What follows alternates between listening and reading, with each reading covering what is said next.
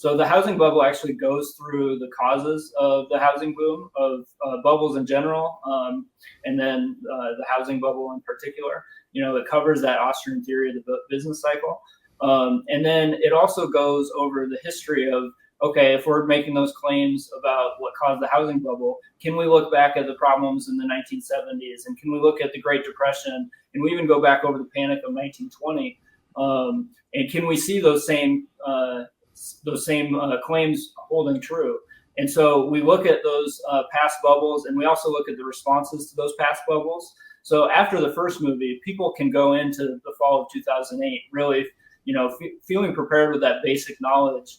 And there, a lot of people are going to be able to predict exactly what happened with how they just printed more money and bailed out the banks. And then the same thing ends up being true in 2020 with, what we're talking about in the bigger bubble. Those problems would have unwound after the 2010s, regardless. Like, we're still going to have all these debt issues. It's just the response to the COVID and the crash and everything was so much worse, because we joke in the movie that, why don't they just print money and pay people to just sit at home? And then that actually was the policy proposal. That's what actually happened, So the fall of 2008, like I said, goes over the bailouts and stimulus, but also really exposes the Federal Reserve and Ben Bernanke with the secret bailouts they were doing, not just in the U.S., but all over the world. And then that leads into the bigger bubble. And the bigger bubble goes over, quantitative easing, but also these longer term, multi-decade shifts that are happening in the world. And, we lead into it with talking about the United States being the world reserve currency in the first movie. And, we kind of end with that of, where is that going to go? Okay, great.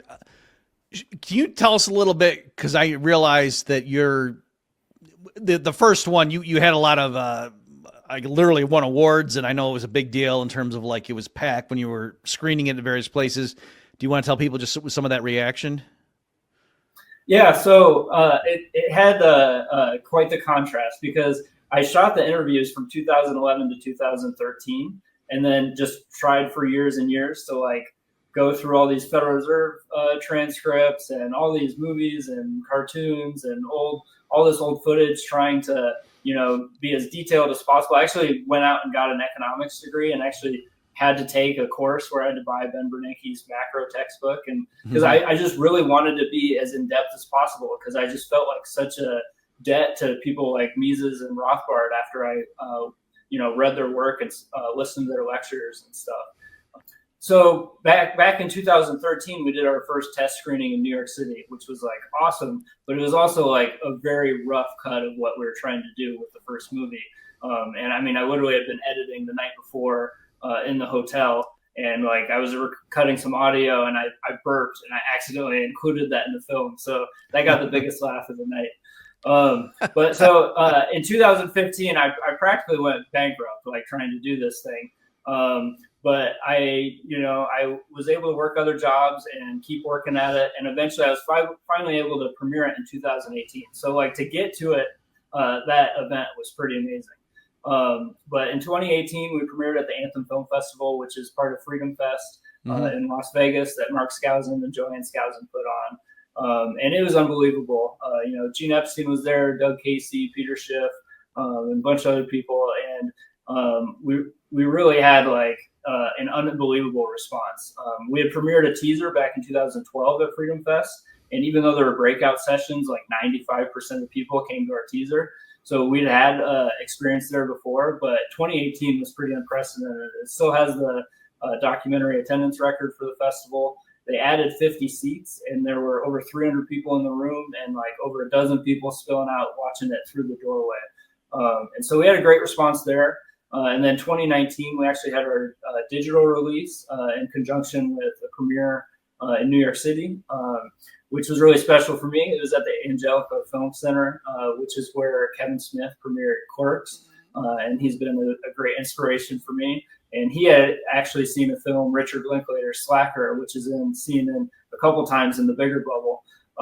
And he had seen that in that exact same theater, and it inspired him to make Clerks. And then he got to screen Clerks. and then I got to sell out that theater.